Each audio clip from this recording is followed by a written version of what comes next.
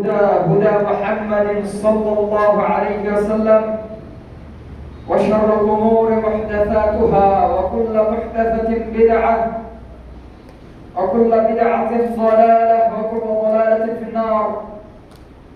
فيا عباد الله، وحدوا الله تبارك وتعالى فإن التوحيد رأس الطاعات، واتقوا الله في السر والعلن.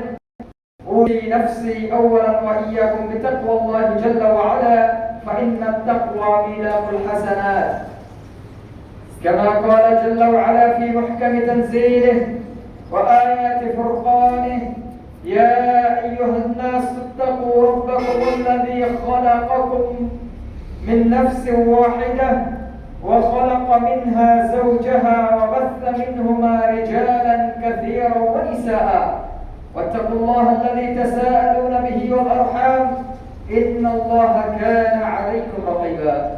يا أيها الذين آمنوا اتقوا الله حق تقاته ولا تموتن إلا وأنتم مسلمون. يا أيها الذين آمنوا اتقوا الله وقولوا قولا سديدا يصلح لكم أعمالكم ويغفر لكم ذنوبكم، ومن يطع الله ورسوله فقد فاز فوزا عظيما.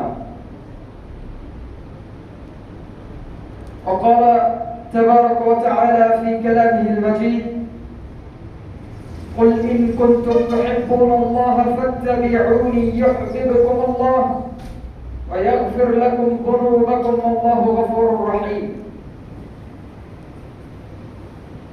সর্বাগ্রে প্রশংসা জ্ঞাপন করছি আল্লাহ রাব্বুল আলামিনের জন্য, যে মহান প্রতিপালক, আমাদের সৃষ্টিকর্তা, আমাদের রিজিক দাতা, আমাদের হায়াত ও মওতের মালিক, যে মহান প্রতিপালক আমাদেরকে সর্বোত্তম সৃষ্টি হিসেবে সৃষ্টি করেছেন, যে মহান রব আমাদেরকে তার অসংখ্য নিয়ামত দিয়ে দুনিয়াতে বাঁচিয়ে রেখেছেন, যে মহান প্রতিপালক আমাদেরকে তার সর্বশ্রেষ্ঠ এবং সর্বশেষ নবী ও রাসূল মুহাম্মদ সাল্লাল্লাহু আলাইহি ওয়াসাল্লামের উম্মত হিসেবে কবুল করেছেন, যে মহান প্রতিপালক আমাদেরকে সর্বোত্তম দ্বীন ধর্ম দিয়ে আমাদেরকে সম্মানিত করেছেন, যে মহান প্রতিপালক আমাদেরকে আল কোরআনুল কারীমের মতো সর্বশ্রেষ্ঠ একটি গ্রন্থ জীবন বিধান হিসেবে দান করেছেন, যে মহান প্রতিপালক আমাদেরকে আজকের এই পবিত্র জুমার দিনে আসার এবং বসার তৌফিক দান করেছেন, সেই রবের প্রশংসা জ্ঞাপন করছি আলহামদুলিল্লাহ। দরুদ ও সালাম বর্ষিত হোক সর্বযুগের সর্বশ্রেষ্ঠ মহামানবের প্রতি, যার আদর্শ অনুসরণ এবং অনুকরণেই রয়েছে ইহলৌকিক এবং পরলৌকিক সফলতা। যেই মহামানবের সুন্নাহ অনুসরণ ছাড়া, যার দেখানো পথ এবং পদ্ধতি মানা ছাড়া কোন মানুষ, কোন মুসলিম আল্লাহ রাব্বুল আলামিনের নৈকট্য অর্জন করতে পারে না, আল্লাহ রাব্বুল আলামিনের দেখানো হিদায়াতের পথ লাভ করতে পারে না, আল্লাহ রাব্বুল আলামিনের জান্নাত লাভ করতে পারে না। সেই মহামানবের প্রতি দরুদ ও সালাম বর্ষিত হোক সাল্লাল্লাহু আলাইহি ওয়াসাল্লাম। সম্মানিত সমবেত মুসল্লিবৃন্দ, আজকের জুমায় সংক্ষিপ্ত সময়ে কোরআন এবং সহিহ সুন্নাহর আলোকে একটি গুরুত্ব বিষয়ের উপরে আলোকপাত করার চেষ্টা করব ইনশাআল্লাহ। ওয়া তাওফীকি ইল্লা বিল্লাহ আলাইহি তাওয়াক্কালতু ওয়া ইলাইহি উনীব।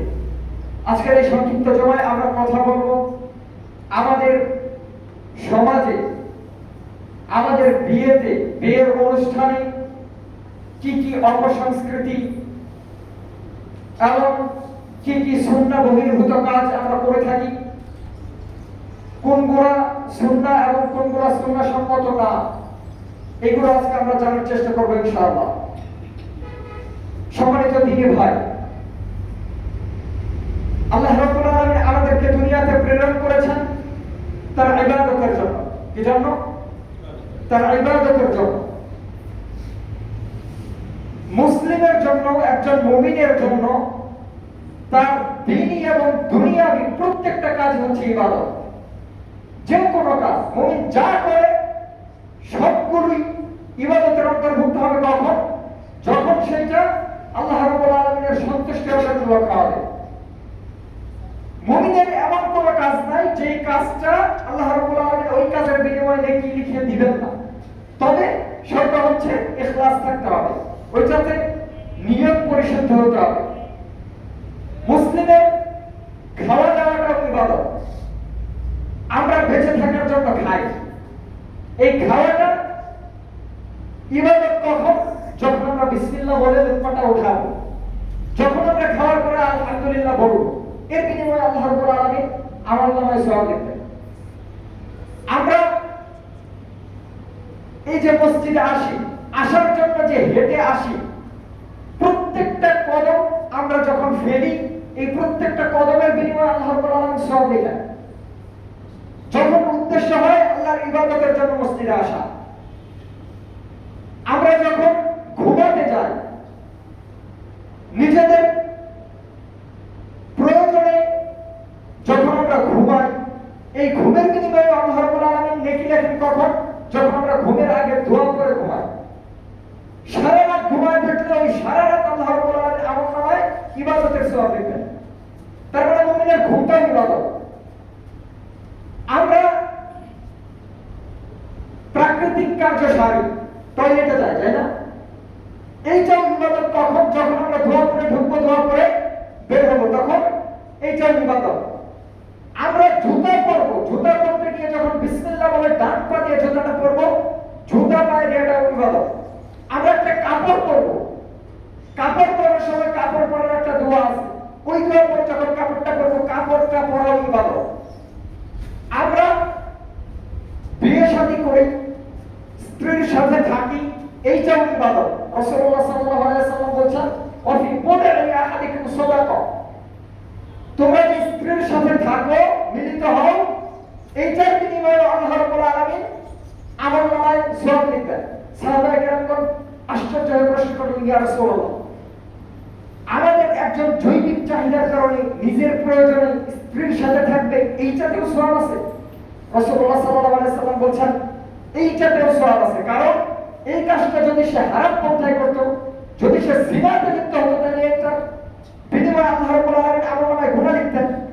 তাহলে ওই কাজটা যখন সে হালাল পদ্ধতিতে করেছে, এর বিনিময়ে আল্লাহ রাব্বুল আলামিন আমল নামায় সওয়াব লিখে দিলেন। তার মানে আমরা যা করি, মুমিনের কোনো কাজে লস নাই। মুমিনের গোটা জীবনের প্রত্যেকটা কাজে আল্লাহ রাব্বুল আলামিন নেকি লিখে রেখেছেন, শুধু নিয়তটাকে খালেস করতে হবে। সম্মানিত দিনী ভাই, অনুরূপ ভাবে আমাদের বিয়ে শাদী, বিয়ের অনুষ্ঠান, এইটাও একটা ইবাদত। বিয়ের উদ্দেশ্য কি? মানুষ দুনিয়াতে বিবাহ করে, এর উদ্দেশ্য হচ্ছে প্রথমত সওয়াব অর্জন করা, আল্লাহ রাব্বুল আলামিনের নৈকট্য অর্জন করা, জিনা ব্যভিচার থেকে বেঁচে থাকা, যাতে মানুষ অবৈধ পাপাচারে লিপ্ত না হয়, অবৈধ সম্পর্কে না জড়ায়, যাতে মানুষ জিনা ব্যভিচার না করে। এই জন্য তার জৈবিক চাহিদা মেটানোর জন্য আল্লাহ রাব্বুল আলামিন হালাল একটা ব্যবস্থা করে দিয়েছেন, বিয়ে। এই বিয়ের মাধ্যমে সে তার চরিত্রের হেফাজত করে, এর মাধ্যমে সে তার নৈতিক অবক্ষয়, নৈতিক পদস্খলন থেকে নিজের চরিত্রকে রক্ষা করে। এর মাধ্যমে সে দুনিয়াতে বংশ বৃদ্ধি করে, আল্লাহর রাসূল সাল্লাল্লাহু আলাইহি ওয়াসাল্লামের উম্মত বৃদ্ধি করে। রাসূলুল্লাহ সাল্লাল্লাহু আলাইহি ওয়াসাল্লাম বলেছেন যে তাসাওয়াজুল ওয়াদুদাল ওয়ালুদা, তোমরা যেই স্ত্রী, যেই নারী বেশি সন্তান ধারণ করতে সক্ষম, এমন নারীদেরকে বিবাহ করো। কেন? কারণ এর মাধ্যমে ফাইন্নী মুকাফিরুম বিকুমুল উমাম, কিয়ামতের দিন আমি আমার উম্মতের আধিক্য নিয়ে অন্যান্য নবীদের সামনে, অন্যান্য উম্মতের সামনে গর্ব করব যে আমার উম্মত বেশি। তার মানে বিয়েটাও হচ্ছে ইবাদত। কিন্তু আমরা আমাদের সমাজের বিয়েকে বানিয়ে ফেলেছি শুধুমাত্র আনুষ্ঠানিকতা, অনুষ্ঠান। বিয়েকে আমরা ইবাদত মনে করি না, বিয়েকে আমরা মনে করি এটা একটা অনুষ্ঠান। অন্যান্য ধর্মের অনুষ্ঠানে যেমন শুধুমাত্র আনন্দ উল্লাস করে কাটিয়ে দেয়, শুধুমাত্র খেল তামাশায় কাটিয়ে দেয়, এইভাবে আমরা আমাদের বিয়েটাকেও হাসি তামাশা, খেল তামাশার বস্তুতে পরিণত করে ফেলেছি। বিয়ে যে একটা ইবাদত, এটা আমরা মনে করি না। বিয়ে যখন ইবাদত, তখন ইবাদতটা হতে হবে রাসূলুল্লাহ সাল্লাল্লাহু আলাইহি ওয়াসাল্লামের দেখানো পদ্ধতিতে, তাই না? ইবাদত হতে হলে ইবাদতটা কার পদ্ধতিতে হতে হবে?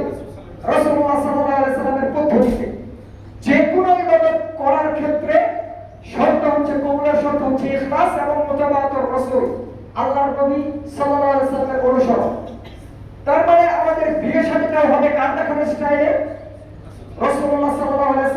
দেখানো পদ্ধতিতে। রাসূলুল্লাহ সাল্লাল্লাহু আলাইহি ওয়াসাল্লাম যেইভাবে বিবাহ করতে বলেছেন, যেই পদ্ধতি দেখিয়েছেন, ওই পদ্ধতিতে আমাদের বিবাহ হবে। কিন্তু আমাদের বিবাহ কি সেই পদ্ধতিতে হচ্ছে?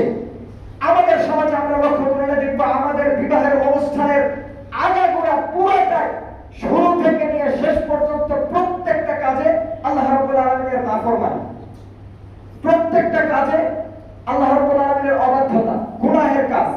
যেই বিয়েটা হওয়ার কথা ছিল ইবাদত, যেই বিয়ে হওয়ার কথা ছিল মুমিনের চরিত্র হেফাজতের মাধ্যম, যেই বিয়ে হওয়ার কথা ছিল একজন যুবকের নৈতিক অবক্ষয় থেকে পরিত্রাণ পাওয়ার মাধ্যম, ইবাদত আল্লাহকে সন্তুষ্টি করার মাধ্যম, সেই বিয়েতে আমরা আল্লাহ রাব্বুল আলামিনের নাফরমানিতে ডুবে থাকি শুরু থেকে নিয়ে শেষ পর্যন্ত। শুরুতে আপনি যখন পাত্রী দেখতে যান, পাত্রী দেখার সময় আমরা কি করি?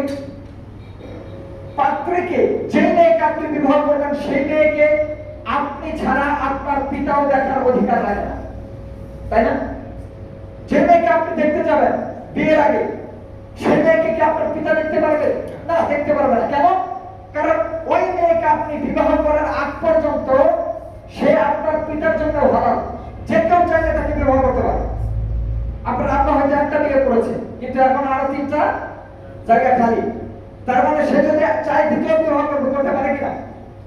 করতে পারে কিনা?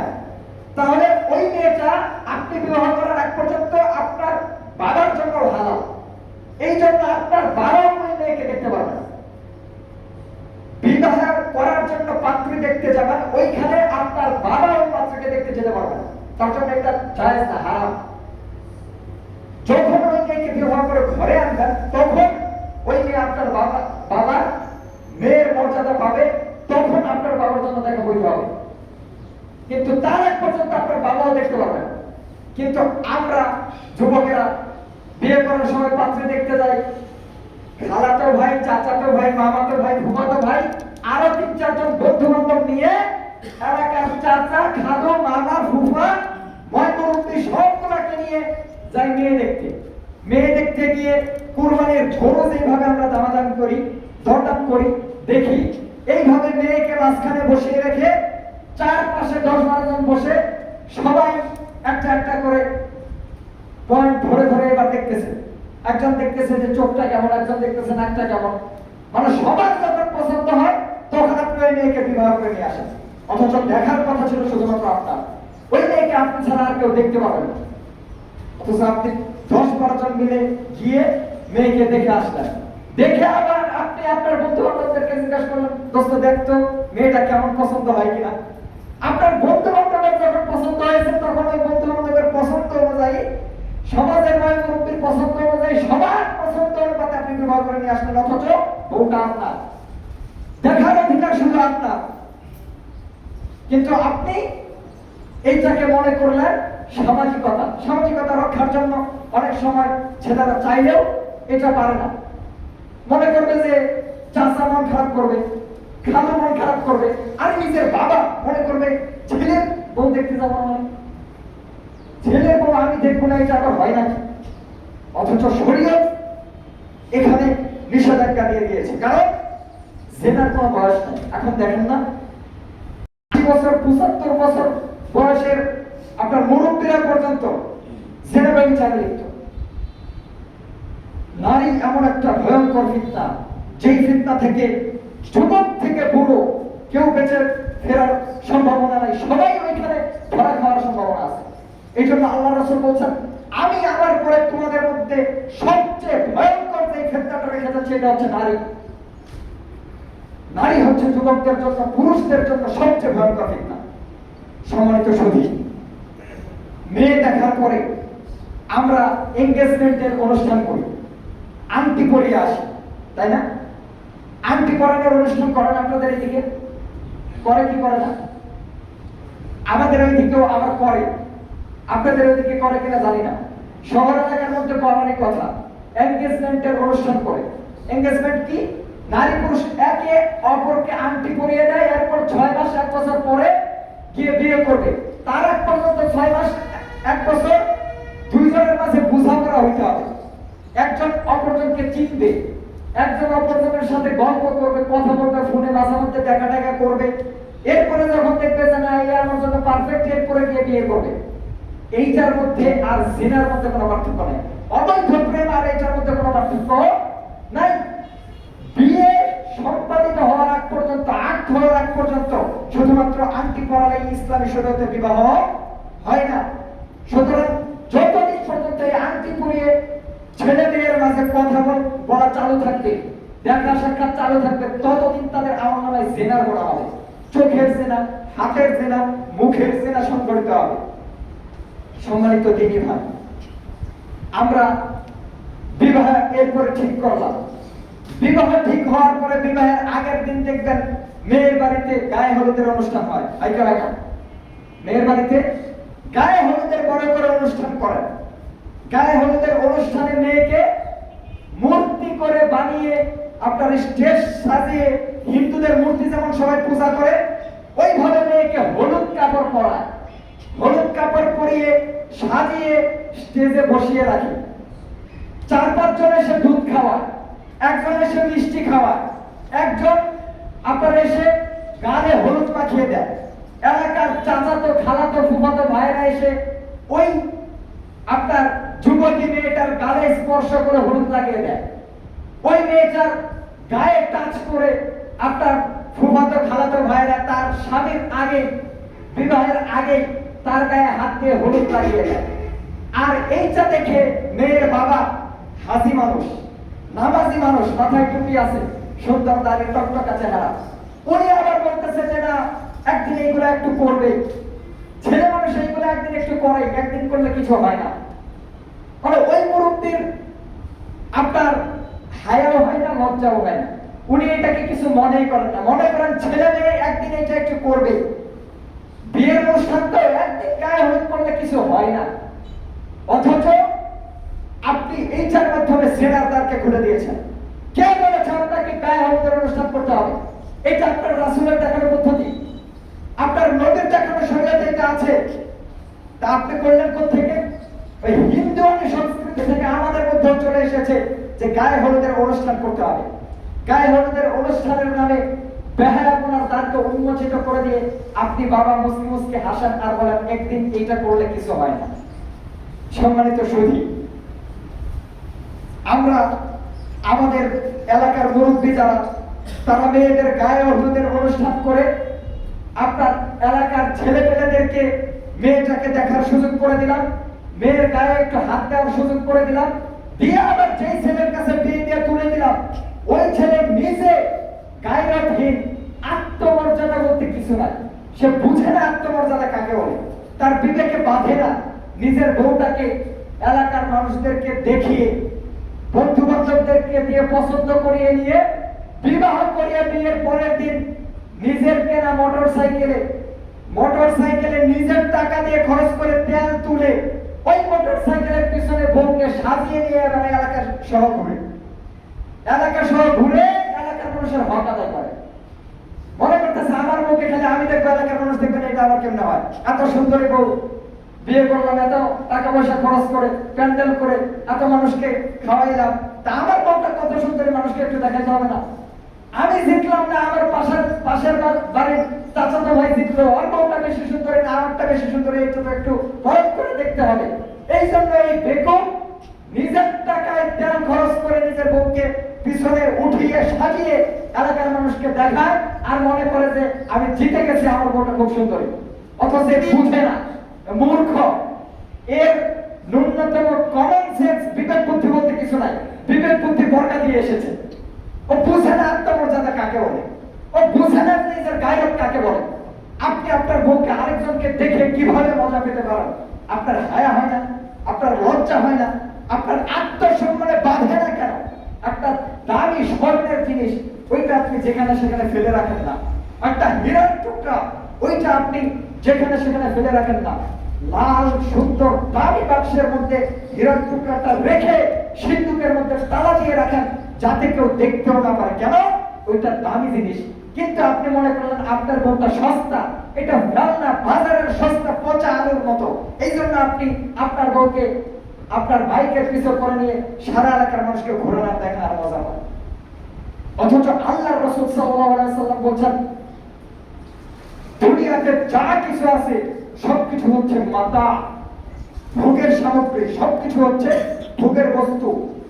খায়রু মাতা'আদ দুনিয়া আল মারআতুস সালিহা, আর এই পৃথিবীর মধ্যে সবচেয়ে দামি বস্তু হচ্ছে, সবচেয়ে মর্যাদাবান বস্তু হচ্ছে একজন সতী সাধনী নারী। এই মর্যাদাবান জিনিসটাকে আপনি মর্যাদা দিতে পারলেন না।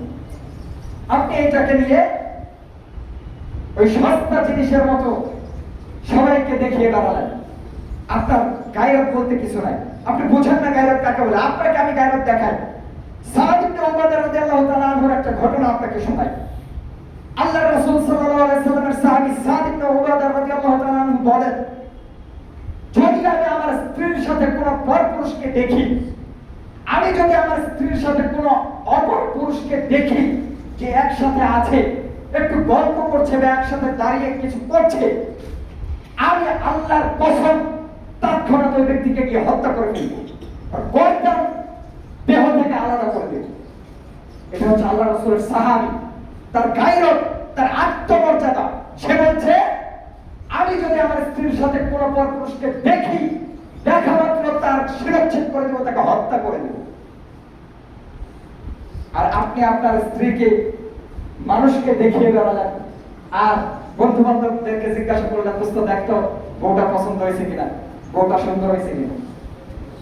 আল্লাহ রাসূল সাল্লাল্লাহু আলাইহি ওয়াসাল্লাম বলছেন, এই কথা শোনার পরে আল্লাহ রাসূল বললেন, সাহাবীরা, তোমরা কি সাদের আত্মমর্যাদা দেখে অবাক হচ্ছ? এই যে সাদ বলল যে আমি আমার স্ত্রীর সাথে কাউকে দেখলে তাকে হত্যা করে দেবো, এটা দেখে তোমরা আশ্চর্য হচ্ছ?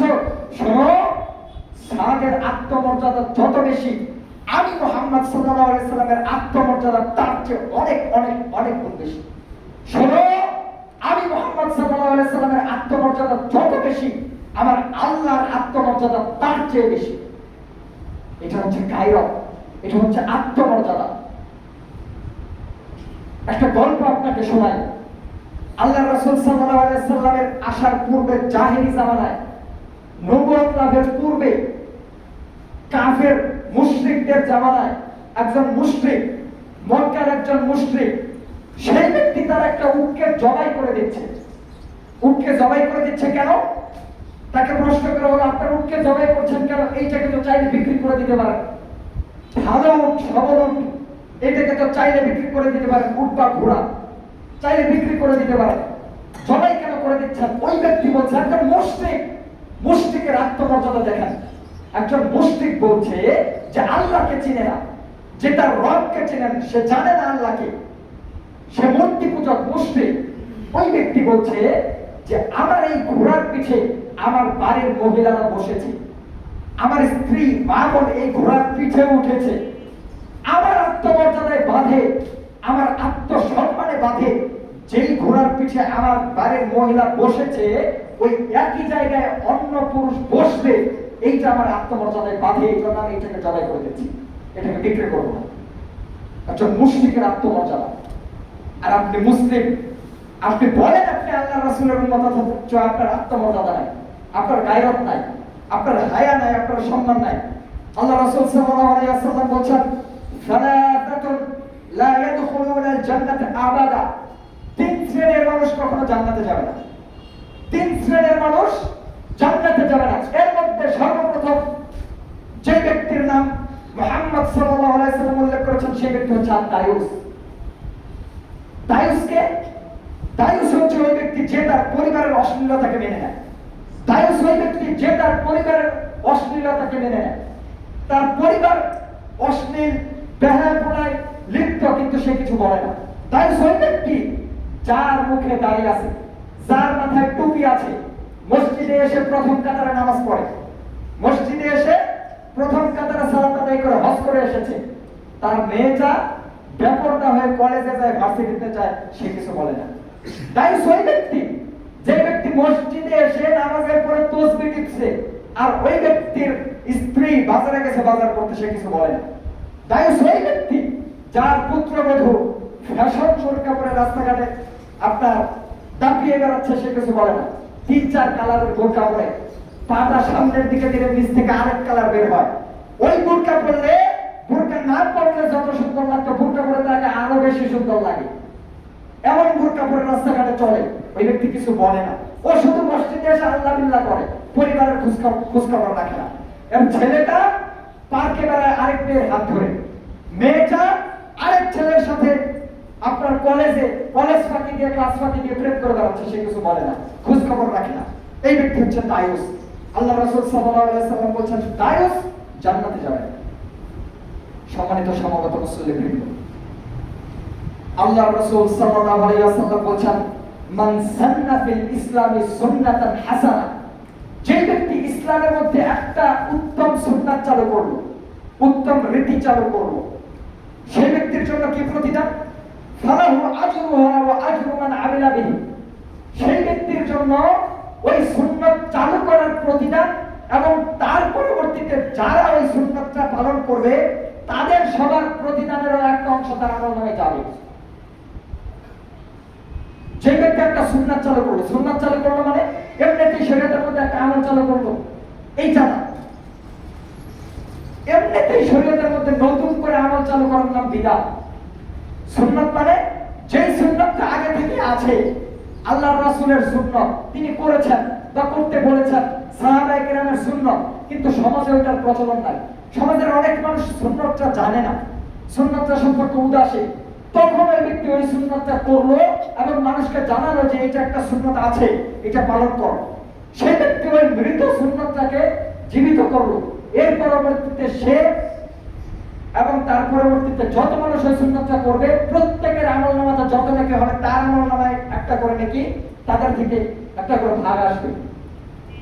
এরপরে আল্লাহ রাসূল বললেন, ওমান সান্না ফিল ইসলামি সুন্নাতান সাইয়্যাতান, আর যে ব্যক্তি ইসলামের মধ্যে একটা মন্দ সুন্নাত চালু করলো, মন্দ রীতি চালু করলো, খারাপ অভ্যাস চালু করলো, ফালাহু আজরুহা ওয়া আজরু মান আমিলা বিহি, সেই ব্যক্তির জন্য একটা গুনাহ এবং তার পরবর্তীতে যত মানুষ গুনাহ করবে তার আমলনামায় একটা করে ভাগ আসবে। তো আজকে আমাদের ইসলামী সমাজের মধ্যে গায়ে হলুদের প্রথা চালু করলো কে? যারা ইসলামের মধ্যে গায়ে হলুদ চালু করেছে, আল্লাহ রাসূল সাল্লাল্লাহু আলাইহি ওয়াসাল্লাম তার কথা বলেছেন যে এই ব্যক্তি গুনাহের হকদার, পাপী, এবং পরবর্তীতে যারা গায়ে হলুদের অনুষ্ঠান করবে তার আমলনামায় একটা করে পাপ লেখা হবে। আল্লাহর রাসূল ওই ব্যক্তিকে বললেন যে ব্যক্তি আল্লাহর রাসূল সাল্লাল্লাহু আলাইহি ওয়াসাল্লামের শরীয়তে আনীত বিবাহের বিধানের মধ্যে যৌতুক প্রথা চালু করেছে, ওই ব্যক্তির ব্যাপারে আল্লাহ রাসূল বলেছেন যে যে ব্যক্তি এই যে প্রথাটা চালু করেছে, এর পরবর্তীতে যত মানুষ যৌতুক নেবে তার আমলনামায় একটা করে গুনাহ লেখা হবে। যৌতুক প্রথা আপনি বিবাহের মধ্যে কেন চালু করলেন? ইসলামে শরীয়তে, ইসলামী শরীয়তে আল্লাহর রাসূলের আদর্শ অনুযায়ী মেয়ের বাবা মেয়েকে বিবাহ দিতে 1 টাকাও খরচ হবে না, 1 টাকাও না। মেয়েকে বিয়ে দিতে মেয়ের বাবার 1 টাকাও খরচ হবে না। এটা হচ্ছে ইসলামী শরীয়ত। ইসলাম বলছে মেয়ের বাবার 1 টাকাও খরচ হবে না, মেয়েকে বিয়ে দিবে। বরং পুরুষ ছেলে ওই মেয়েকে মহারানা দিয়ে, নগদ মহারানা পরিশোধ করে, যদি নগদ না করে বাকি রেখে পরবর্তীতে পরিশোধ করবে, এই নিয়তে বাকি রেখে হলেও মহারানা দিয়ে ওই মেয়েকে বিবাহ করে নিয়ে আসবে। ওলিমা হবে ছেলের বাড়িতে, বিবাহের অনুষ্ঠানের পরের দিন ছেলের বাড়িতে খাওয়া দাওয়া হবে। কিন্তু আপনি মেয়ের বাড়িতে আপনার 150-200 লোক নিয়ে গিয়ে ভরপেট খেয়ে আসবেন, অথচ ওই দিক দিয়ে মেয়ের বাবার কষ্ট হয়ে যাচ্ছে। আপনি জালেমের অন্তর্ভুক্ত হবেন, জুলুমকারী হবেন, আপনি গুনাহগার হবেন, জুলুমকারী হবেন। কারণ ইসলাম বলে না আপনি মেয়ের বাড়িতে গিয়ে 150-200 জন লোক নিয়ে খাবেন। আপনার আত্মীয় হয়ে যাওয়ার পরে তারা যদি দাওয়াত দেয় স্বেচ্ছায়, তারা যদি বলে যে আপনারা এতজন আসেন, মেহমানদারি করব, এইটা ভিন্ন বিষয়। কিন্তু আপনি আগে থেকে বলতে পারবেন না যে 150 জন লোক নিয়ে যাব, আগে থেকে রেডি থাকেন, আপনার বলার কোনো অধিকার নেই। মেয়ের বাবাকে আপনি বলতে পারবেন না যে 200 জন লোক যাব, খাবার ব্যবস্থা করেন, আপনার বলার কোনো অধিকার নাই। আপনি বিবাহ করে নিয়ে গিয়ে পরের দিন আপনার বাড়িতে অনুষ্ঠান হবে, ওলিমার অনুষ্ঠান। আল্লাহ রাসূল সাল্লাল্লাহু আলাইহি ওয়াসাল্লাম বলেন আউলি মালবির সাথে একটা বকরির বাচ্চা দিয়ে হলে ওলিমার অনুষ্ঠান করো। এটা হচ্ছে ওলিমা। মেয়ের বাবার কোনো খরচ হবে না বিয়েতে। এটা হচ্ছে ইসলামী শরীয়ত। আপনি মেয়ের বাবার কাছে কিভাবে যৌতুক দাবি করলেন? আপনি কি কাপুরুষ? আপনার পুরুষত্ব নাই? আপনি বিবাহ করতে চাইলেন কিভাবে? আপনার যদি সামর্থ্য না থাকে মেয়েকে খাওয়ানোর, মেয়ের বাবার কাছে যদি বলা লাগে যে চাকরির জন্য ব্যবসার জন্য আমাকে লাখখানিক টাকা দিতে হবে, তাহলে এত আপনার বিবাহের সামর্থ্য নেই, আপনি বিবাহ করার সাহস করবেন কি করে? যখন আপনার মেয়েকে পালার সামর্থ্য হবে তখন আপনি বিবাহ করবেন।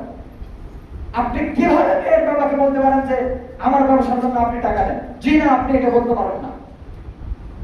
যেই বাবা তার মেয়েকে 18 বছর 20 বছর ধরে লালন পালন করে বড় করলো, এত কিছু দিয়ে কষ্ট করে লালন পালন করলো, তার কলিজার টুকরা সন্তান মেয়েটাকে আপনার কাছে তুলে দিচ্ছে, এরপরে আপনি তার কাছে যৌতুক চান কিভাবে? দুনিয়ার সর্বশ্রেষ্ঠ সম্পদ আপনাকে দিয়ে দিচ্ছে। আল্লাহ রাসূল বলেছেন দুনিয়ার মধ্যে সর্বোত্তম সম্পদ হচ্ছে একজন সতী সাধবী নারী। এই মেয়েকে আপনার হাতে তুলে দিচ্ছে, আপনি আবার যৌতুক চান কিভাবে? আপনি কি কাপুরুষ? আপনার মধ্যে পুরুষত্ব নাই? আপনার যদি সামর্থ্য না থাকে চকলেট বিক্রি করে খান, বাদাম বিক্রি করে খান, তাও যদি সামর্থ্য না থাকে ভিক্ষা করে খান, কিন্তু আপনি যৌতুক চাইতে পারবেন না। মেয়ের বাবাকে কেন আপনি বললেন যে মোটরসাইকেল দিতে হবে? মেয়ের বাবাকে প্রেশার দেওয়া যাবে না, কোন রকমের চাপ দেওয়া যাবে না, বলাই যাবে না মেয়ের বাবাকে যে আমাকে দিতে হবে। অনেকে আবার মনে করে যে যৌতুক দিব না, কিন্তু আপনার গল্প করে যে ছেলেরা আমরা যৌতুক চাই না, কিন্তু ছোট ছেলেকে বিয়ে করাচ্ছে, বলতেছেন যে বড় ছেলের বাড়ি থেকে শ্বশুর বাড়ি থেকে অমুক দিছে। এখন দেখেন আপনারা যেটা ভালো মনে করেন, মানে যৌতুক দিবে না, কৌশল সামনে দিয়ে নিবে, পিছন দিয়ে দিচ্ছে। বলতেছে যে যৌতুক দিব না, কিন্তু বড় ছেলের বিয়েতে শ্বশুর বাড়ি থেকে এই দিছে, এখন আপনারা যদি দেন খুশি, মানে ইঙ্গিতে বুঝাই দিচ্ছে যে দিতে হবে। সুতরাং এই প্রথা থেকে বেরিয়ে আসতে হবে। রাসূলুল্লাহ সাল্লাল্লাহু আলাইহি ওয়াসাল্লাম বিবাহের ক্ষেত্রে যেই পদ্ধতি দিয়েছেন সেই পদ্ধতির মধ্যে থাকার নাম হচ্ছে আপনার রাসূল সাল্লাল্লাহু আলাইহি ওয়াসাল্লামের মুতাবাআত, আল্লাহর রাসূলকে মান্য করা। সম্মানিত সুধী, আল্লাহ রাব্বুল আলামিন সূরা আন-নিসা 4 নম্বর আয়াতের মধ্যে বলেন ওয়া আতুন নিসাআ সাদুকাতিহিন্না নিহলা। শোনো, বিয়ে করতে চাও তো বিয়ে করবা, বিয়ে করলে মেয়েকে মোহর দিয়ে বিয়ে করো। বিয়ে করেছো, মেয়েকে যদি বাড়িতে আনতে হয়, আতু আন-নিসা, মেয়েকে তোমার স্ত্রীকে কি দিবা? সাদুকাতিহিন্না নিহলা, তার প্রাপ্য মোহরানা দিয়ে পরিশোধ করে তারপর বাড়িতে নিয়ে আসো। যদি পুরুষ হয়ে থাকো মোহরানা দিয়ে বিয়ে করে নিয়ে আসো। কথা ছিল আপনি মেয়েকে দিয়ে বাড়িতে নিয়ে আসবেন, অথচ সমাজ হয়ে গেছে উল্টা। আপনি দেওয়ার নাম নাই, আপনার বিয়ের দিন মোহরানার টাকা ধার্য করেছেন, এবার ওই ধার্য টাকা বাকি রেখে দিয়ে মরার আগে গিয়ে বলছেন যে মরার আগে আগে বলছেন মাফ করে দিন। বাকি রেখে দেয় কি উদ্দেশ্যে? মানে উদ্দেশ্য খারাপ। বাকি রেখে দেয় মনে করে 5 লাখ 7 লাখ টাকা মোহরানা আপনারা ধার্য করলাম, এরপরে পরবর্তী সময় ক্ষমা চেয়ে নিব। স্ত্রীকে বলে যে আমি তো দিতে পারতেছি না, মাফ করে দাও। একটা সময় বোঝাপড়া হয়ে যায়, 5 বছর 7 বছর 10 বছর একসাথে সংসার করার পরে স্ত্রীর মনটাও বলে যায়, মনে করে যে আচ্ছা থাক মাফ করে দিলাম স্বামীকে। কিন্তু কথা তো এটা ছিল না। আপনি মাফ কেন চেয়ে নিবেন? আপনার সামর্থ্য থাকলে আপনি বিয়ে করবেন, না থাকলে আপনি রোজা রাখবেন। সামর্থ্যবান হলে আপনি বিয়ে করতে যাবেন, বিয়ের সময় মেয়েকে মোহরানা দিয়ে এরপরে মেয়ে নিয়ে আসবেন। সমাজ হয়ে গেছে উল্টা, মেয়েকে না দিয়ে এবার মেয়ের বাড়ি থেকে দাবি করতেছেন যে মেয়ের বাড়ি থেকে দিতে হবে। মানে এই যুগের ছেলেমেয়েরা এরা বিয়ে করে না, বিয়ে বসে। মেয়ে তো বিয়ে বসবে, মেয়ে বিয়ে বসবে কি নিয়ে? মোহরানা নিয়ে। কি নিয়ে? মোহরানা নিয়ে। অথচ ছেলে বিয়ে না করে বিয়ে বসতেছে মেয়ের কাছে, মেয়ের কাছ থেকে যৌতুক নিয়ে মেয়েকে বিবাহ করে নিয়ে আসে। এরপরে ওই মেয়ে সারা জীবন খোলা দেয় যে খাটটা আমার বাবার বাড়ি থেকে দিছে, মোটর সাইকেলটা আমার বাবার বাড়ি থেকে দিছে। মানুষজন যখন দেখতে আসে বলে যে দেখেন তো আপনার ফ্রিজটা কেমন হয়েছে, আমার বাবার বাড়ি থেকে দিছে। যৌতুক নেওয়ার আগে এই জন্য যুবক ভাইরা সাবধান, মরার আগ পর্যন্ত ঘুটা শুনতে শুনতে জীবন শেষ হয়ে যায়। এই জন্য আল্লাহর রাসূল সাল্লাল্লাহু আলাইহি ওয়াসাল্লামের সুন্নাতের মধ্যে থাকেন, জীবন সুন্দর হবে। আল্লাহ রাব্বুল আলামিন বলেন, ফামাস্তামতা'তুম বিহি মিনহুন্না ফাআতুহুন্না উজুরাহুন্না ফারিয়াদা। যখন তোমরা মেয়েকে বিবাহ করে নিয়ে আসবা, তাদের প্রাপ্য মোহর তাদেরকে বুঝিয়ে দিবা। সম্মানিত সুধী, বলছিলাম আমাদের বিবাহের অনুষ্ঠানের মধ্যে শুরু থেকে নিয়ে শেষ পর্যন্ত প্রত্যেকটা ক্ষেত্রে আপনার আল্লাহর এবং আল্লাহর রাসূলের আদেশ এর বিরোধী কাজ আমরা করে থাকি। যেগুলো আল্লাহ করতে বলেছেন ওইগুলো তোয়াক্কা করি না, আর যেগুলো থেকে নিষেধ করেছেন ওইগুলো করে বসে থাকি, আর মনে করি এটা মুসলিমের বিয়ে। মেয়ের বাড়িতে বিয়ের আগের দিন যেভাবে হলুদের অনুষ্ঠান হয়, ছেলের বাড়িতে ওইভাবে একইভাবে হলুদের অনুষ্ঠান হয় কি হয় না? ছেলের বাড়িতে হলুদের অনুষ্ঠান করে না? ছেলেকে দেখবেন হাতে পায়ে হলুদ মাখিয়ে আগের দিন এলাকার চাষিরা এসে মিষ্টি খাওয়ায়, তারপরে গায়ে হলুদ মেখে দেয়, হাতে মেহেদি দিয়ে দেয়। ছেলের হাতে দেয় না মেহেদি? হাতে মেহেদি দিয়ে দেয়। অথচ ছেলে হলুদ দিতে পারবে না গায়ে। ছেলের গায়ে হলুদ দেওয়া যাবে না, নিষেধ। পুরুষের জন্য বিধান হচ্ছে আতর সুগন্ধি ব্যবহার করবে, যেটার কোনো রং নাই।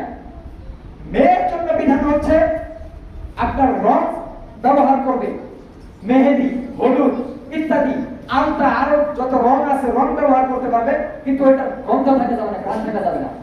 মেয়ে আতর ব্যবহার করতে পারবে না, রং ব্যবহার করতে পারবে। আর ছেলে রং ব্যবহার করতে পারবে না, গন্ধ ব্যবহার করতে পারবে, ঘ্রাণ ব্যবহার করতে পারবে। কিন্তু বিবাহের মধ্যে দেখা যায় যে মেয়ের বাড়িতে গেলেও দেখবেন মেয়েকে আতর দিয়ে একেবারে মাখিয়ে রাখছে, আর ছেলের বাড়িতে গিয়ে দেখবেন একে সাজায় বউ বানায় রাখছে। ছেলের হাতে দেখবেন হাতে পায়ে মেহেদি আছে না নাই? অথচ আল্লাহ রাসূল সাল্লাল্লাহু আলাইহি ওয়াসাল্লামের একটা হাদিস এসেছে, এক সাহাবী মহিলা আল্লাহ রাসূলকে একটা পত্র দিলেন, চিঠি দিলেন। চিঠি দেওয়ার সময় ওই মহিলার হাতটা বের হয়েছিল। আল্লাহ রাসূল দেখে বললেন, আইয়াদু রাজুলিন আও ইমরা, এইটাকে পুরুষের হাত না মহিলার হাত? আরে এটাকে পুরুষের হাত না মহিলার হাত? হাতে মন কেন? মানে ওই মহিলার হাতে মেহেদি ছিল না। আল্লাহ রাসূল দেখে হাতের নিন্দা করলেন। তার মানে মেয়ের হাতে মেহেদি থাকবে, মেয়ে সবসময় সেজে গুজে থাকবে, এর নাম হচ্ছে মেয়ে। আর ছেলের হাতে মেহেদি দেওয়া যাবে না, আজীবন ছেলে মেহেদি দিতে পারবে না, রং দিতে পারবে না। সাজালে গুজালে হয় নারী, আর লেপলে পুছলে হয় বাড়ি। সাজালে গুজালে হয় নারী, আর লেপলে পুছলে হয় বাড়ি। বাড়ি যত লেপা পুছা করে রাখবেন, পরিষ্কার রাখবেন, তত বাড়ি সুন্দর। আর মেয়েকে যত সাজিয়ে গুজিয়ে রাখবেন, মেয়ে তত সুন্দর। কিন্তু পুরুষকে রং দিয়ে সাজানো যাবে না। কিন্তু আমাদের বিয়ের মধ্যে দেখবেন যে পুরুষকে হাতে পায়ে মেহেদি দিছে, আগের দিন রাতে মেয়ের মতো একে অনুষ্ঠান করে গায়ে হলুদ দেয়। এলাকার ভাবিরা এসে, খালাতো বোনেরা এসে, চাচিরা এসে গোসল করা, ওর নিজে গোসল করতে ওই দিন যাইতে পারে না, আজীবন গোসল করছে একা। ওই দিন ওকে কুলে করে নিয়ে গোসল করাইতে যেতে হয়, আছে না নাই? ভাবিরা কুলে করে নিয়ে গোসল করা, ভাবির সাথে দেওয়ার সম্পর্ক কি? আল্লাহ রাসূল বলেছেন, আল হাউ ওয়াল মাউত, দেবর আর ভাবির সম্পর্ক হচ্ছে মৃত্যুর মতো। মানে দেবর থাকা আর মৃত্যু একই কথা। দেবর থাকার চেয়ে মরে যাওয়া ভালো। এদেশের অসংখ্য দেবরকে পাথর চাপা দিয়ে হত্যা করে ফেলতে হবে। এদেশের অসংখ্য ভাবিকে পাথর চাপা দিয়ে হত্যা করে ফেলতে হবে। এদেশের অসংখ্য দেবর ভাবি জেনায় লিপ্ত। বড় ভাই বিদেশে থাকে, এইদিকে ছোট ভাই ভাবিকে নিয়ে পালিয়েছে, ঘটনা আছে না নাই? ভাবিকে আল্লাহ রাসূল মৃত্যুর সাথে তুলনা করেছেন। ভাবির সাথে কোনো রকম ধর্ম মানন চলবে না, ভাবির সাথে পর্দা করতে হবে। অনেকে বলে যে বড় ভাবি এটা মায়ের মতো। কিসের মায়ের মতো? বড় ভাবির সাথে পর্দা করতে হবে। ওই ভাবিকে যদি আজকে ভাই তালাক দিয়ে দেয়, ওই ভাবিকে বিবাহ করা যায় না? যায় না? তাহলে ওই ভাবির সাথে আপনার দেখা করা যাবে, কথা বলা যাবে? তো ওই ভাবি আপনাকে কুলে করে নিয়ে গিয়ে গোসল করাচ্ছে, চাষিরা এসে কুলে করে নিয়ে গিয়ে গোসল করা, তারপর আপনার কুলা সামনে দেয়, কুলার মধ্যে মোমবাতি আছে না নাই? এদিকে আছে। কুলার মধ্যে আমাদের দিকে দেখেছি, কুলার উপরে আপনার কলার কথা দিবে, এর উপরে দুইটা মোমবাতি লাগাবে, দুইটা সুতলির মধ্যে। যার মোমবাতি আগে নিভে যাবে, একটা ছেলের নামে একটা মেয়ের নামে, যারটা আগে নিভে যাবে মানে ও আগে মরবে। আশ্চর্য ধরনের রীতি, সবগুলো এসছে হিন্দু সংস্কৃতি থেকে। এইটা জ্বালিয়ে ভাগ্য নির্ধারণ করে যে কার আয়ু আগে ফুরাবে। জীবন মরণ কার হাতে? মৃত্যু দেন কে? জীবিত করেন কে? তো বিশ্বাস চলে গেছে কার মধ্যে? মোমবাতির মধ্যে, যে যারটা আগে নিবে ও আগে মারা যাবে। নাউজুবিল্লাহ মিন যালিক। এছাড়াও হিন্দুরা এখন যেভাবে ওই যে আপনার জামাই আর বইয়ের কাপড়ের মধ্যে বেঁধে দেয় এরপরে সত্তাকে ঘুরে, আমি কিছু মুসলিমের বিবাহের মধ্যেও দেখেছি যে এইভাবে আমার কাপড় বেঁধে দেয়। জামাইয়ের পাঞ্জাবির আপনার কোনা আর বইয়ের শাড়ির আঁচলের কোনা দুইটা বেঁধে দিয়ে এবার ঘুরতে বলে মুসলিমের বিবাহে। পুরোটাই হিন্দুয়ানি সংস্কৃতি থেকে নেওয়া। এটা আপনার রাসূলের দেখানো পদ্ধতি। করলেন কেন? বাঙালি সমাজের বৃত্তি হয়ে গেছে এগুলা। আপনার নবী যদি এক হয় তাহলে ইবাদতটা কয় পদ্ধতিতে হবে, অনুষ্ঠানটা কয় পদ্ধতিতে হবে? চট্টগ্রামে যাবেন দেখবেন বিয়ের এক পদ্ধতি, নারায়ণগঞ্জে দেখবেন আরেক পদ্ধতি, এরপরে আপনার উত্তরবঙ্গে যাবেন ওইদিকে দেখবেন আরেক পদ্ধতি, তারপরে আপনার ঢাকার মধ্যে একরকম, পুরান ঢাকায় আরেক রকম, সিলেটে যাবেন আরেক রকম। এক এক জায়গার এক এক রীতিনীতি। কোন জায়গার সাথে কোন জায়গার মিল আছে, আবার অনেক জায়গায় মিল নাই। কেন এমন হলো? তার মানে যা কিছু হয় বিবাহের আগে থেকে নিয়ে শেষ পর্যন্ত একটাও আল্লাহ রাসূলের দেখানো পদ্ধতি না। রাসূলুল্লাহ সাল্লাল্লাহু আলাইহি সাল্লামের পদ্ধতি সহজ, সাবলীল, সুন্দর, যে পদ্ধতিতে কোনো ভেজাল নাই। সুন্দর সিস্টেম। খুতবা পড়বেন বা হুজুর খুতবা পড়ে দুইজন সাক্ষী থাকবে। মেয়ের বাবা আপনার ছেলেকে প্রস্তাব দিবে যে আমার মেয়েকে তোমার কাছে দিতে চাই, এই দেনমোহর ধার্য করা হয়েছে, এই দেনমোহরের ভিত্তিতে। ছেলে বলবে আলহামদুলিল্লাহ আমি কবুল করে নিলাম, বাস বিয়ে শেষ। এরপরের দিন ছেলের বাড়িতে ওলিমা করবে, বাস খালাস। এছাড়া এর বাইরে যত ধরনের অনুষ্ঠান হচ্ছে, যত ধরনের রীতিনীতি, সবগুলো ইসলাম বহির্ভূত রীতিনীতি। সম্মানিত সুধী, এই বিয়ের দিন আমাদের ছেলেরা দেখবেন যে দাড়ি চেঁচে বাবু সেজে বসে থাকে। সাজে কি সাজে না? দাড়ি চেঁচে রাখে না? মুসলিম যুবকরা দেখবেন বিয়ের দিন আর জুমার দিন দাড়ি চেঁচে আসে। বিয়ের দিন যাতে তাকে সুন্দর লাগে এই জন্য দাড়ি ক্লিন শেভ করে আপনারা বিয়ে করতে যান। আর জুমার দিন, জুমার সালাতের দিন, যেই দিন পবিত্র দিন, ইবাদতের দিন, সারা সপ্তাহের মধ্যে 7 দিনের মধ্যে শ্রেষ্ঠ একটা দিন, এই দিন আমাদের ভাইরা দাড়ি ক্লিন শেভ করে মসজিদে আসে। যেদিন পবিত্র একটা দিন, আল্লাহ রাসূল বললেন 7 দিনের মধ্যে শ্রেষ্ঠ দিন, ওই দিন আপনি আল্লাহ রাসূলের সুন্নতকে কুরবানি করে দিয়ে মসজিদে আসবেন সালাতের জন্য। বিয়ে একটা ইবাদত। বিয়ে করছেন আপনি আল্লাহর সন্তুষ্টি অর্জনের জন্য, ওই দিন আপনি দাড়ি চেঁচে গেলেন বিয়ে করার জন্য। দাড়ি চাচলে কি আপনাকে খুব সুন্দর লাগে? আচ্ছা বলেন তো, দাড়ি চাচলে কি আপনাকে খুব সুন্দর লাগে? দাড়ি হচ্ছে পুরুষের একটা চিহ্ন। আল্লাহ রাসূল বলেছেন কসসুশ শাওয়ারি ওয়াফুল লিহা, গোঁফ ছোট করো, দাড়িকে বড় করো, দাড়িকে ছেড়ে দাও আদেশ করেছেন। তা আপনি দাড়ি কাটলেন কেন? দাড়ি কাটলে যে আপনাকে সুন্দর লাগে, এই সুন্দরের মানদণ্ডটা আপনাকে কে দেখিয়েছে? আপনাকে যে সুন্দর লাগে এটা কে বলেছে আপনাকে যে সুন্দর লাগে? আপনি বাহ্যিক দৃষ্টিতে, আপাত দৃষ্টিতে চারপাশে একটু তাকিয়ে দেখান তো যে দাড়িওয়ালাদেরকে সুন্দর লাগে না দাড়ি ছাড়া সুন্দর লাগে? একটা মহিলা যদি মসজিদে 1 লাখ টাকা দিয়ে আল্লাহর কাছে কান্নাকাটি করে যে আল্লাহ আজকে আমার দাড়ি উঠে দাও, দাড়ি উঠবে, তা আপনাকে আপনার পুরুষত্ব প্রমাণের জন্য, আপনি যে পুরুষ এইটা প্রমাণের জন্য আল্লাহ দাড়ি দিয়েছেন, আপনি কাটলেন কেন? আপনি কেন মহিলা হইতে চাইলেন? সিংহ আর সিংহী দেখছেন কিনা? দুইটার মধ্যে কোনটা বেশি সুন্দর লাগে? সিংহ বেশি সুন্দর লাগে না সিংহী বেশি সুন্দর লাগে? সিংহী দেখবেন যে দাড়ি নাই, ওইটারও দেখবেন বেশি সুন্দর লাগে না। আর সিংহ দেখবেন দাঁড়িয়ে আছে, একটা হুঙ্কার দিলে আশেপাশে মনে করেন যে মানুষ দৌড়ে পালাবে, আর ভয়ে কাছে দিয়ে অন্যান্য প্রাণী আসতে পারে না। ওকে দেখতে ওর মধ্যে রাজকীয় একটা ভাব আছে। বাঘ আর বাঘিনী দুইটার মধ্যে দেখবেন যে বাঘকে বেশি সুন্দর লাগে। গরু যেটা আপনার কি বলে গাভী, ওইটা বেশি সুন্দর লাগে না ষাঁড় বেশি সুন্দর লাগে? গোস্তের দোকানগুলোতে সাইনবোর্ডে দেখবেন ষাঁড়ের ছবি দেওয়া থাকে, বড় কুজলা, দেখতে সুন্দর লাগে। কোরবানির সময় ষাঁড় গরু কিনে নিয়ে আসি, দেখতে সুন্দর লাগে। গাভী আর ষাঁড় দুটাকে একত্র করলে কোনটা বেশি সুন্দর লাগে? তা আপনাকে আল্লাহ পুরুষ বানাইছেন, দাঁড়িয়ে দিয়েছেন সৌন্দর্য। এমন কোন প্রমাণ আছে যে কোন সাহাবী দাড়ি ক্লিন শেভ করেছে, কোন ইমাম ক্লিন শেভ করেছে, আগের কোন আইম্মা, কোন সাহাবী, আল্লাহর নবী, দুনিয়াতে যত নবী রাসূলগণ এসেছেন এমন কোন নজির আছে যে তার দাড়ি ছাড়া ছিল? তা আপনি দাড়ি কাটলেন কেন? সম্মানিত দিনী ভাই, দাড়ি কেটে বিয়ে করতে গেলেন, আর এইদিকে আপনার ছোট ভাইরা ওই বিয়ের আগের দিন, বিয়ের দিন এবং বিয়ের পরের দিন 3 দিন সারা রাত সারাদিন ঢোল তবলা বাজাবে। আছে না নাই? বিয়ের দিন, বিয়ের 3 দিন এদের বাদ্য বাজনার আওয়াজে আশেপাশের মসজিদের মুসল্লিরা নামাজ পড়তে পারে না, আশেপাশের বাড়ির মানুষ তারা আপনার ঠিক মতো ইবাদত করতে পারে না, তাদের জায়গায় রাতে ঘুমাতে পারে না, সারা রাত গান বাজনা করে। এটা নাকি আপনার বিয়ের অনুষ্ঠানের জন্য করতে হয়। এটা না করলে নাকি অনুষ্ঠানটা জমে না, গান না বাজালে নাকি বিয়ের মধ্যে বিয়ের ফিল পাওয়া যায় না।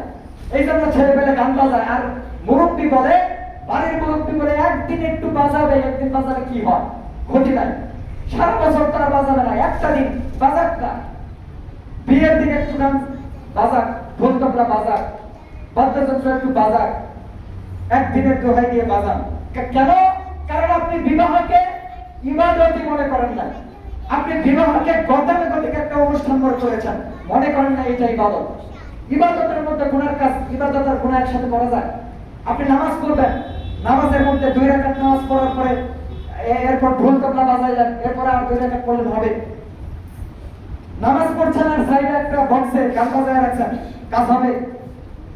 হজ করতে গেছেন, হজ করতে গিয়ে আপনি তওয়াফ করার সময় একটু গান শুনলেন, গান বাজাইলেন, মনে করলেন যে একদিনই তো তওয়াফ করতেছি, জীবনে আর আসবো কিনা জানি না, একদিনই একটু বাজাই না, কি সমস্যা? তো ইবাদতের মধ্যে গান বাজনা বাজাবেন, হজ করতে গিয়ে বাজাবেন, তো বিয়ের মধ্যে কেন বাজান? কারণ আপনি হজ করাকে ইবাদত মনে করেন, আপনি সালাত আদায় করাকে ইবাদত মনে করেন, আপনি রোজা রাখাকে ইবাদত মনে করেন, এই জন্য রোজা নিয়ে গান শোনেন না। আপনি তাসবিহ তাহলিল যখন করেন, জিকির করেন, এই যে মজলিসে বসেছেন, যখন মাহফিলে বসেন, কোরআন সুন্নাহর কথা শুনেন, তখন এখানে গান বাজান না। কেন? ওইটাকে ইবাদত মনে করেন, কিন্তু বিয়েকে আপনি ইবাদতই মনে করেন না, অথচ এটা একটা ইবাদত। বিয়ে কি একটা ইবাদত, আপনি ইবাদত মনে করেন না দেখে ওই দিন গান বাজান। আর মুরব্বী বলে একদিন বাজাইলে কোনো সমস্যা নাই। বিয়ের উদ্দেশ্য ছিল আপনার নিজের চরিত্রকে হেফাজত করা, বিয়ের উদ্দেশ্য ছিল নিজেকে পাপ থেকে বাঁচানো। বিয়ের উদ্দেশ্য কি? যাতে জেনা না করে, এই জন্যই তো। জেনা থেকে বাঁচার জন্য হালাল পদ্ধতিতে বিয়ে করবো, এই জন্যই তো। কিন্তু আপনি বিয়ের দিন সকল প্রকারের হারাম কাজ করে বিয়েকে উদযাপন করলেন, ইবাদত করলেন হারাম কাজ দিয়ে। বিয়ের দিন নারী পুরুষের অবাধ মেলামেশা আছে না নাই? নারী পুরুষ একসাথে ওই দিন, বিয়ের দিন কারো অনুষ্ঠান থাকলে আপনার জামাইয়ের চাচতো খালাতো ভাইরা মনে করে যে যেহেতু বড় ভাইয়ের বিয়ে, এই দিন একটা সুযোগ, কিছু মেয়ে পটাইতে হবে, সুন্দর সুন্দর মেয়ে আসবে সেজে গুজে, আজকে আমাদেরকেও সেজে গুজে যেতে হবে একসাথে সবাই। তো কোনো পর্দার তো ব্যবস্থা নাই আপনার বাড়িতে, আপনি মুসলিম কিন্তু আপনার বাড়িতে পর্দার কোনো ব্যবস্থা নাই, এই জন্য আপনার বাড়ির ছেলেদের মনে করে এই দিন মেয়ে পটাইতে হবে। আবার ওইদিকে মেয়ের যে আপনার ছোট বোনেরা আছে, চাচাতো বোন খালাতো বোন, ওরাও মনে করে যে আজকে তো জামাইয়ের ভাইয়েরা আসবে বিয়ের অনুষ্ঠানে, আজকে একটু সেজে গুজে যাই, আজকে যদি এদের সামনে সেজে গুজে না যাই তাহলে কেমন হয়, একটু দেখাইতে হবে তো আমার সৌন্দর্যটা। এই জন্য নারী পুরুষ একসাথে দেখবেন বিয়ের দিন একত্র হয় সেজে গুজে, এরপরে ওখান থেকে প্রেম শুরু হয়। বিয়ের উদ্দেশ্য ছিল আপনি যাতে জিনার ধারে কাছে না যান, বিয়ের উদ্দেশ্য ছিল নিজের চরিত্র হেফাজত করা, অথচ আমাদের বিয়ের অনুষ্ঠান হয়ে গেছে প্রেম শুরু হওয়ার আড্ডাখানা, ওইখান থেকে প্রেমের শুরু। বিয়ের অনুষ্ঠানে গিয়ে যুবক যুবতীর পরিচয় হয়, ওখান থেকে নাম্বার নেয়, এরপরে রাতে কল মিস কল চ্যাটিং ফ্যাটিং আছে না নাই? আছে না? আমার বিয়ের অনুষ্ঠানে, আমার যখন বিয়ে হয় তখন আমার খালা আর হচ্ছে আপনার ফুফু বলছিল আমাকে মেহেদি দেওয়ার জন্য, আমি বলছি এগুলো পুরস্কার দেওয়া যাবে না, বলতেছে না একদিন এগুলো একটু করলে কি হয়। আপনার যে চাচাতো বড় ভাই যারা আছে, চাচাতো ফুফাতো, এদের স্ত্রীরা আসছে, মানে ভাবিরা, তারা একটু আনন্দ করবে, গেট পে আটকায় রাখবে। অনেক জায়গায় এমনটা আছে, আমাদের দিকে এমন আছে, বিয়ের আগের দিন রাতে ওই যখন বউ আসে সাজিয়ে ঘরে রেখে দরজা আটকায় দেয় ভাবিরা, জামাইকে ঢুকতে দেয় না। টাকা দিয়ে ভাবির সাথে পোলাপুলি করে ধস্তাধস্তি করে হাতাহাতি করে এরপর বাসর করে ঢুকতে হয়। আছে না এগুলো? এদিকে আছে। আর এটা তো শহর এলাকা, নারায়ণগঞ্জ কমিউনিটি সেন্টার তো আছে। কমিউনিটি সেন্টার বিয়ে হয় না আমাদের? কমিউনিটি সেন্টারে বিয়ে হয়, সবাই মাশাআল্লাহ সেজে বুঝে একেবারে এমন সাজ দিয়ে যায়, ওই সাজ কোনোদিন তার জামাইয়ের সামনে সাজে না, তার স্বামীকে দেখানোর জন্য এরকম সাজ সাজে না।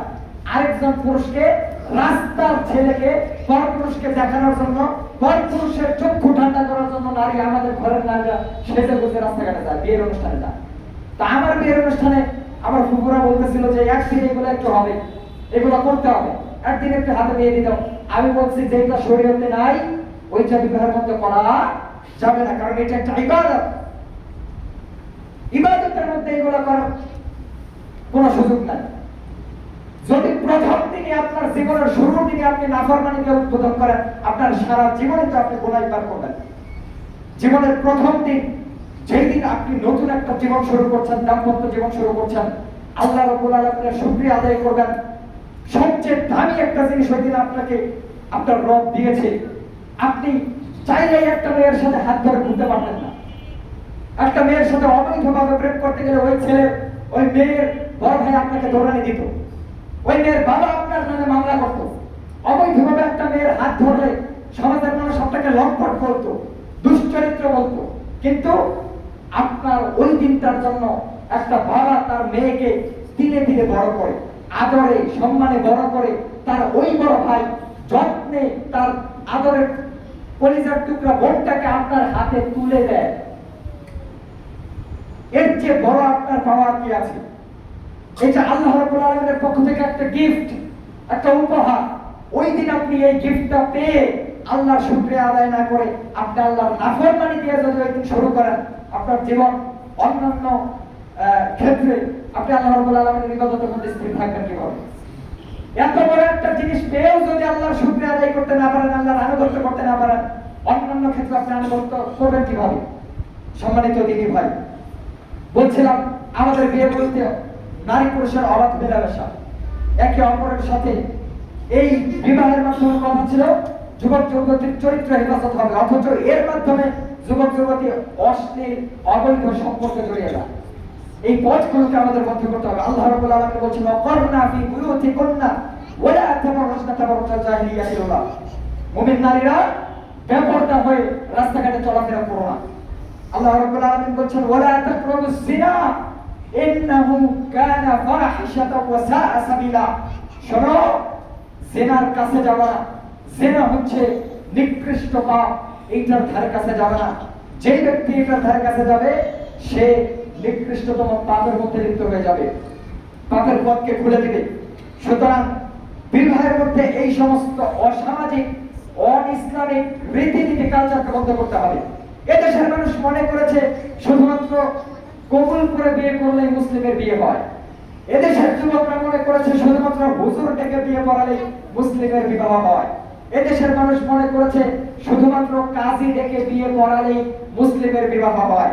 আপনি হুজুর ডেকে বিয়ে করলেন আল্লাহর রাসূলের পদ্ধতি অনুযায়ী, হুজুর ডেকে বিয়ে করালেন আল্লাহর নবীর অনুসরণে, বাকি আর যা কিছু করলেন গায়ে হলুদের অনুষ্ঠান থেকে এই যে নারী পুরুষের অবাধ মেলামেশা যত কিছু করলেন এইগুলা কোন নবীর অনুসরণে করলেন? আপনার নবী কয়জন? কয় নবীর অনুসারী আপনি? আপনি যদি এক নবীর অনুসারী হন, এক রাসূলের উম্মত হন, আপনার সিস্টেম হবে একটা, আপনার পদ্ধতি হবে একটা, বিবাহের অনুষ্ঠান হবে একরকম। আপনি বলেন আপনি আল্লাহর রাসূলের উম্মত সাল্লাল্লাহু আলাইহি ওয়াসাল্লাম, অথচ আপনি আল্লাহর নবীর দেখানো পদ্ধতিতে আপনার বিবাহের অনুষ্ঠান উদযাপন করলেন না। আপনি হিন্দুদের দেখানো পদ্ধতিতে বিবাহের অনুষ্ঠান উদযাপন করেন, বিধর্মীদের দেখানো পদ্ধতিতে আপনার বিবাহের অনুষ্ঠান উদযাপন করেন। আপনি কিভাবে পরিচয় দেন আপনি আল্লাহর রাসূলের উম্মত? সম্মানিত দিনী ভাই, আল্লাহ রাব্বুল আলামিন আমাদেরকে বুঝার তৌফিক দান করুন, আমিন। আল্লাহ রাব্বুল আলামিন বলেন কুল ইন কুনতুম তুহিব্বুনাল্লাহ ফাত্তাবিউনি ইউহিব্বুকুমুল্লাহ।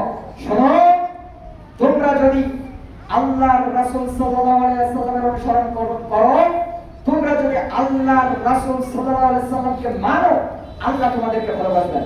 আপনি হয়তো বলবেন যে ছোট ভাই আব্দুল্লাহ বিন হাদি, তোমার কথা আমি মানতে পারলাম না, অনেকগুলো কথা বললাম, কিছু কথা হয়তো ভালো লাগছে আর বাকি কথা ভালো লাগলো না। আমি বললাম আমার কথা আপনি শুনেন না, আমার কথা আপনার মানার দরকার নাই, কিন্তু আমি আপনাকে আপনার রবের কথা বলছি, আপনার রব আপনাকে বলছে অন্তত আপনার রবকে ভয় করে আপনার রবের কথাটা শুনেন। আপনার রব বলছে শোনো, তোমরা যদি আল্লাহর রাসূলের অনুসরণ করতে চাও, কুল ইন কুনতুম তুহিব্বুনাল্লাহ, যদি আল্লাহকে ভালোবাসতে চাও, যদি তোমরা বলো যে তোমরা আল্লাহর বান্দা, রাসূলের উম্মত, যদি বলো যে আল্লাহকে ভালোবাসো, ফাত্তাবিউনি, আমি রাসূলের অনুসরণ করো, বিশ্বনবী মুহাম্মদ সাল্লাল্লাহু আলাইহি ওয়াসাল্লামের দেখানো পথ অনুসরণ করো। আল্লাহর রাসূলের অনুসরণ করলে কি হবে? ইউহিব্বুকুমুল্লাহ, আল্লাহই তোমাদেরকে ভালোবাসবেন। আল্লাহকে কষ্ট করে ভালোবাসতে হবে না। আল্লাহকে ভালোবাসতে চাইলে আল্লাহর নবীর দেখানো পদ্ধতিতে চলো, তার সুন্নাহ ফলো করো, আল্লাহই তোমাদেরকে ভালোবাসবেন। ইয়াগফির লাকুম যুনুবাকুম, তোমাদের পাপগুলোকে ক্ষমা করে দেবেন। আল্লাহু গফুরুর রহিম, আল্লাহ রাব্বুল আলামিন ক্ষমাশীল দয়াবান। আল্লাহ রাব্বুল আলামিন আমাদেরকে বুঝার তৌফিক দান করুন, আমিন। বারাকাল্লাহু লানা ওয়া লাকুম ফিল কুরআনিল আযীম ওয়া নাফা'না ওয়া ইয়্যাকুম বিল আয়াতি ওয়া যিকরিল হাকীম। ইন্নাহু তাআলা জাওয়াদুন কারীম মালিকুন বাররুন রাউফুর রহিম।